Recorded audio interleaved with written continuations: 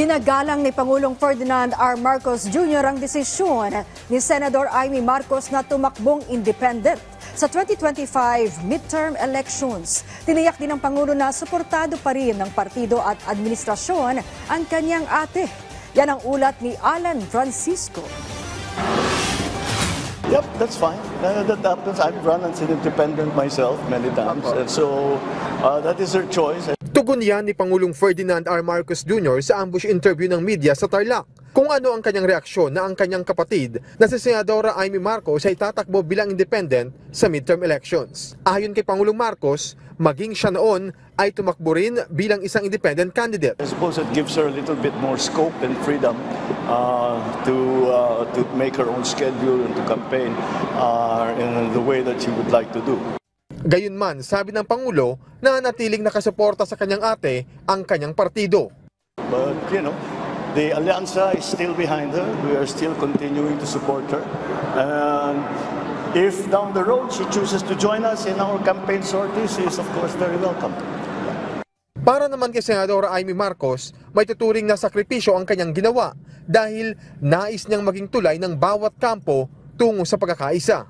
Huwag na lang, kaya maigi pa tumayong mag-isa sa kampanya, sa politika. Yan naman ang turo ng tatay ko. Napunta kami sa Puntod nung 28, ika-35 anniversary. Ayun, para hindi na malagay sa alanganin ng kapatid ko. Dahil kinakailangan lang maliwanagan na di ako na namamangka sa dalawang ilog at ayokong sinasabi yun dahil ako'y nagnanais na maging tangway ang pagtatagpo ng lahat ng ilog para makapag-usap at magkaisa at sa wakas may magawa para sa ating bayan. Aminado ang senadora na nalulungkot ang kanilang ina na si dating First Lady Imelda Marcos, kaya ang kanyang paliwanag dito. Oo, yung nanay ko nalulungkot sabi niya, ba't naman ganon? Sabi ko, mas maganda naman para sa pamilya, palagay ko, para sa kabutihan ng lahat, para nakakausap natin lahat ng sektor, meron tayong daan na makisuyo sa iba't ibang panig. At yun naman ang turo ng aking ama, isang bansa, isang diwa. Huwag tayo magkawatak-watak.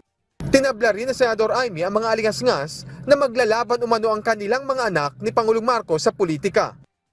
Ay, walang ganon. Wala namang gano'n. Kailanman di naman kami nag-alitan o nag-away ng kapatid ko Sa totoo lang, mahal na mahal namin si Bongbong ever since siya pinakamabait sa amin lahat At saka isang lalaki yan. Ading ko pa. Kaya hindi naman kami nag-away kailanman, hindi nagkaalitan at hindi mangyayari na maglalaban-laban yung mga anak namin. Si Sandro, magpapare-elect, si Matt, magre-re-elect. Iba naman yung posisyon ng dalawa. Samantala, sa usapin naman ng papalit kay DILG Secretary Benhur Abalos, natatakbo rin bilang senador sa midterm elections, sagot ng Pangulo. Pabayaan muna natin si Secretary Abalos na bago naman natin. Parang I don't want him to feel that we're already pushing him out.